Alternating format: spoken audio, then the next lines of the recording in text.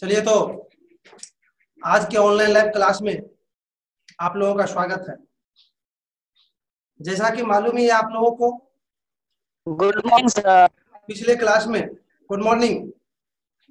पिछले क्लास में इकोनॉमिक्स के पहला इकाई को हमने समाप्त करके दूसरा इकाई शुरू किए थे।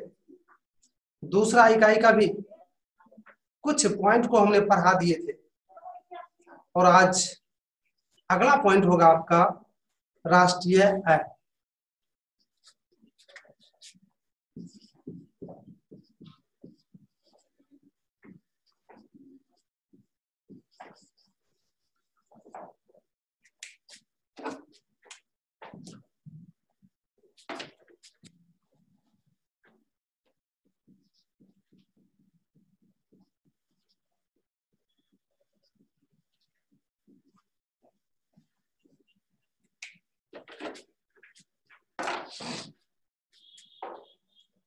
इसको लिख के एक बार सुनिए। राष्ट्रीय आय का मतलब किसी देश में एक वर्ष के अंतर्गत उत्पादित वस्तुओं एवं सेवाओं के कुल मूल्य के योग से है। अर्थात किसी भी देश के सीमा के अंदर एक वर्ष में जितनी वस्तु उत्पादित होती है उसका मूल्य एवं सेवा क्षेत्र से जो मूल्य प्राप्त होता है उन दोनों को जोड़ देने के बाद जो योगफल निकलता है उसे ही उस देश की आय कही जाती है। ये तो थोड़ा सा लंबा में हुआ। अब आप इसको संक्षेप में जान सकते हैं ऐसे कि किसी भी देश के द्वारा एक वर्ष में अर्जित आय को राष्ट्रीय आय कहा जाता है। तो शायद ये संक्षेप वाला से क्लियर हो गया होगा कि राष्ट्रीय आय क्या है। अब इसको आप लोग नोट कर लीजिए। राष्ट्रीय आय का मतलब किसी देश में एक वर्ष के अंतर्गत उत्पादित वस्तुओं एवं सेवाओं के कुल मूल्य से है। अर्थात किसी देश द्वारा एक वर्ष में अर्जित किए गए कुल आय की मात्रा को राष्ट्रीय आय कहा जाता है। इसमें और थोड़ा सा जोड़ दीजिए। इसे संक्षेप में NI कहा जाता है, जहां N फॉर नेशनल और I फॉर इनकम होता है।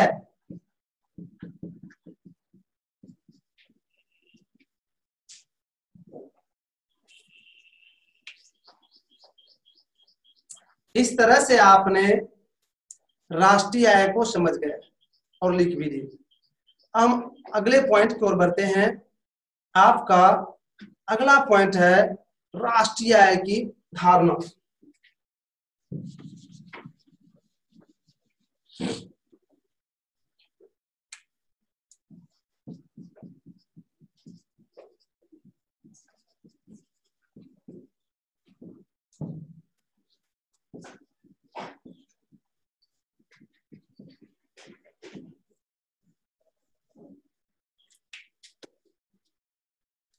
लिख लिए हैं तो एक बार आप लोग पेन को नीचे रखिए और इसको समझिए कि क्या है राष्ट्रीय आय की धारणा।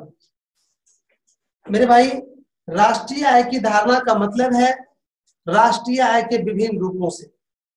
अर्थात राष्ट्रीय आय के कितने रूप है, कौन कौन रूप है, कौन कौन रूप हो सकते हैं, वही राष्ट्रीय आय की धारणा के अंतर्गत अध्ययन किया जाता है। उसे ही राष्ट्रीय आय की धारणा कही जाती है। तो मैं बता दूं आप लोग को, भारत की जो राष्ट्रीय आय है उसके रूप मुख्य रूप से 3 है। मैं तीनों को लिखाऊंगा भी और एक एक करके बताऊंगा। पहला का नाम है सकल घरेलू उत्पाद, दूसरा का नाम है कुल या सकल राष्ट्रीय उत्पाद, और तीसरा का नाम है शुद्ध राष्ट्रीय उत्पाद।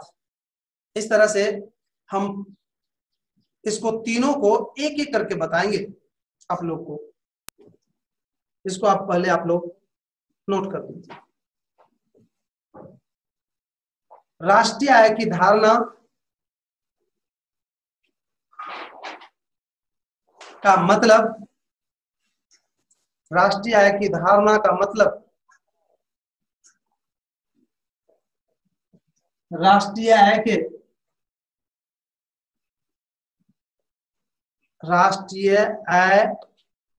के विभिन्न रूपों से है,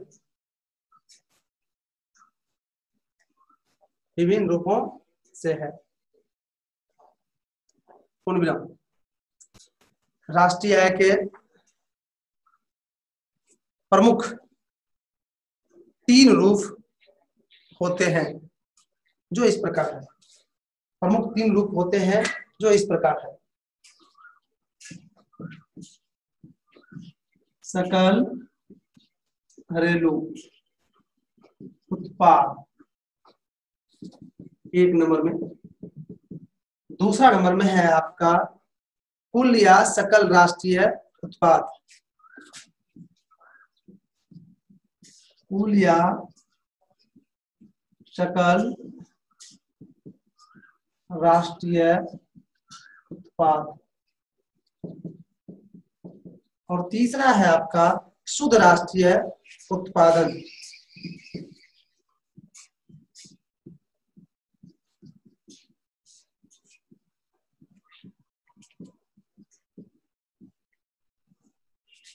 इसको शॉर्ट में कहते हैं, ये भी शॉर्ट वाला बड़ी ही मायने रखता है। इसको शॉर्ट में कहते हैं जीडीपी, जीडीपी, और इसको शॉर्ट में कहते हैं जीएनपी। ये तो लिखिए तो लीजिए, ये बहुत ही जीएनपी, और इसको शॉर्ट में कहते हैं एनएनपी।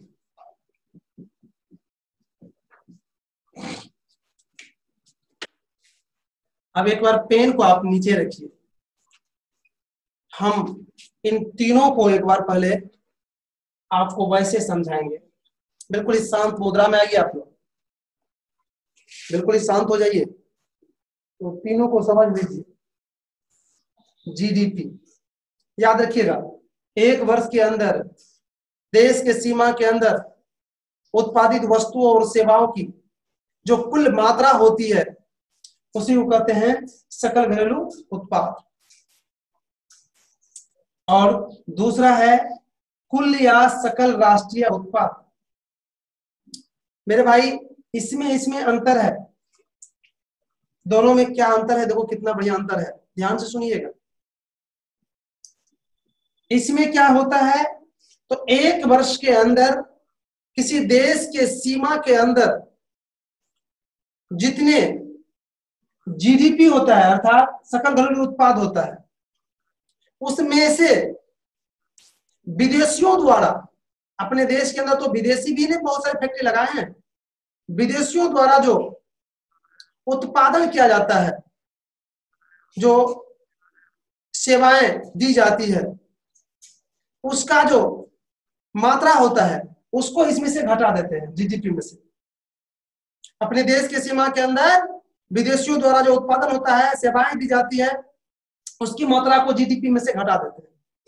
और अपने देश के लोगों द्वारा विदेश में जो उत्पादन किया जाता है, सेवाएं दी जाती है, उसको इसमें जोड़ देते हैं, और जो प्राप्त होता है उसी को कहते हैं कुल या सकल राष्ट्रीय उत्पाद।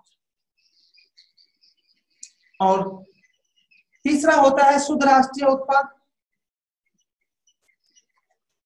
राष्ट्रीय आय को प्राप्त करने में या इकट्ठा करने में जो खर्च होता है, उन खर्चों को उसमें से घटा देने के बाद जो परिणाम निकलता है उसे ही शुद्ध राष्ट्रीय उत्पादन कहा जाता है। आपने तीनों चीज देख ली कि जीडीपी क्या होता है, जीएनपी क्या होता है और एनएलपी क्या होता है। अब एक एक करके लिखिए। सकल घरेलू उत्पाद या जीडीपी देके आप डैश दीजिए और इसको पहले आप लोग नोट कर लीजिए। किसी देश में एक वर्ष में उत्पादित वस्तुओं और सेवाओं की कुल मात्रा को सकल घरेलू उत्पाद कहा जाता है। इसे संक्षेप में जीडीपी कहा जाता है, जहां जहां G for gross,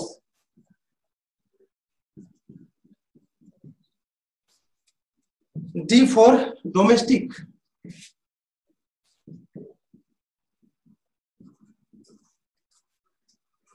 P for product,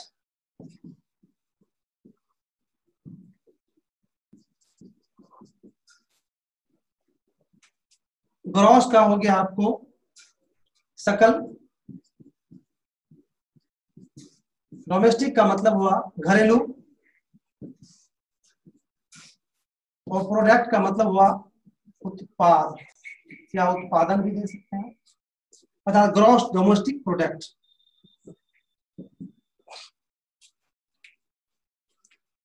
अब राष्ट्रीय आय का दूसरा रूप का नाम है कुल या सकल राष्ट्रीय उत्पादन।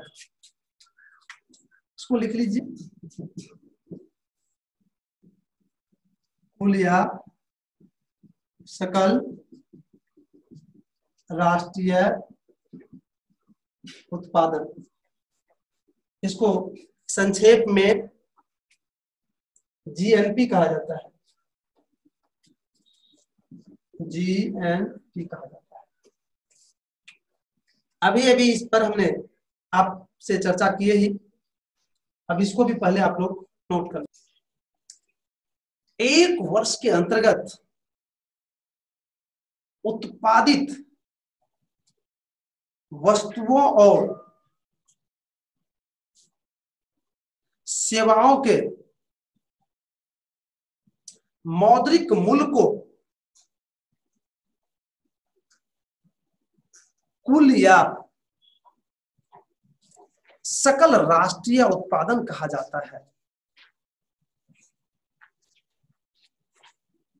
इसे संक्षेप में जीएनपी कहा जाता है। इसे संक्षेप में जीएनपी कहा जाता है, जहां जी फोर तो यही होगा मेरे भाई, और एन सिर्फ बदल दीजिए यहां पर।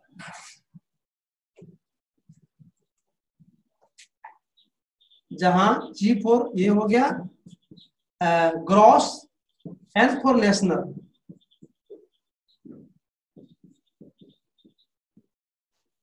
और पी फॉर प्रोडक्ट, नेशनल का हो जाएगा राष्ट्रीय।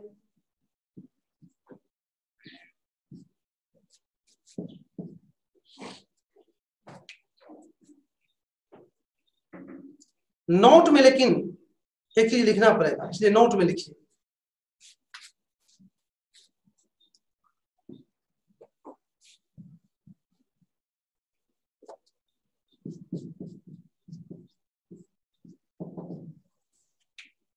नोट देके लिखिए, लिखिए जीएनपी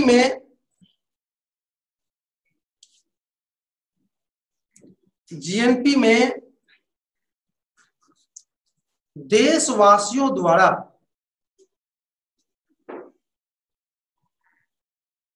विदेशों में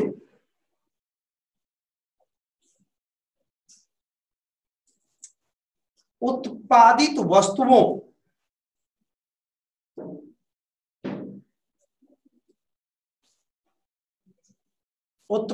वस्तुओं और सेवाओं के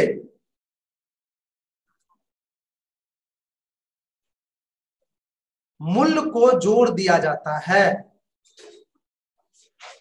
सेवाओं के मूल्य को जोड़ दिया जाता है तथा विदेशियों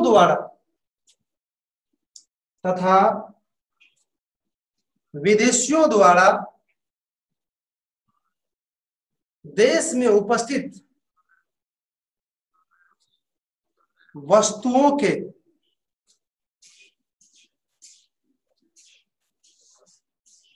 मूल्य एवं सेवाओं के मूल्य को घटा दिया जाता है।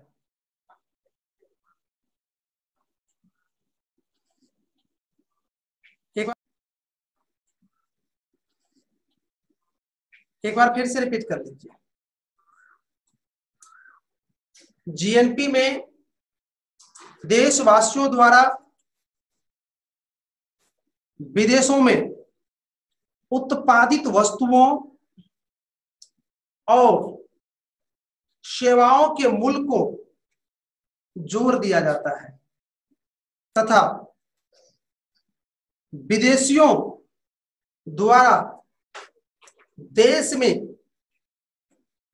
उत्पादित वस्तुओं और सेवाओं के मूल्य को घटा दिया जाता है।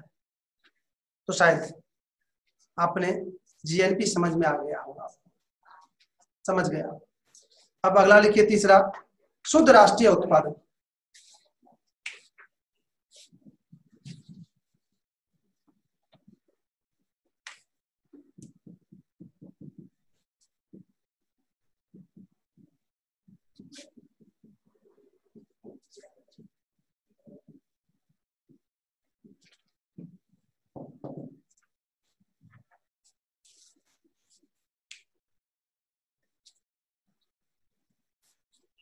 इसको संक्षेप में कहते हैं एनएनपी।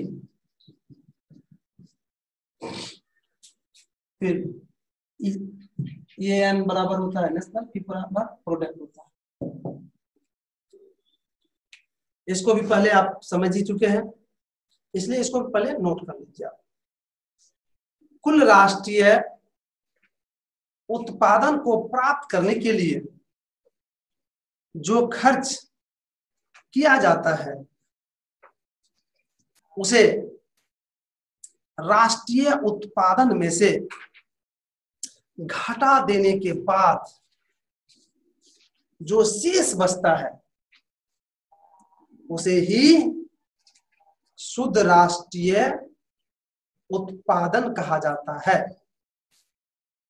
इसे संक्षेप में एनएनपी कहा जाता है। इसको जोड़ लीजिए, इसे संक्षेप में एनएनपी कहा जाता है,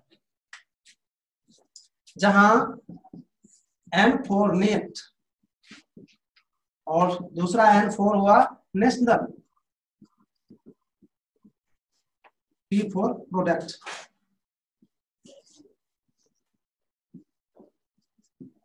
नेट मतलब यहां पर जाल नहीं, शुद्ध होता है। नारियल तेल के डब्बा पर लिखा रहता है नेट, उसका मतलब शुद्ध होता है। नेशनल राष्ट्रीय, प्रोडक्ट उत्पादन, नेट नेशनल प्रोडक्ट। तो इस तरह से आपने राष्ट्रीय आय की जो धारणा थी, राष्ट्रीय आय का जो रूप था, उसको समझ गए और शायद लिख भी लिए होंगे। अब अगर इसमें थोड़ा सा भी कहीं पर दिक्कत है, डाउट है, तो हमसे आप पूछ सकते हैं। जी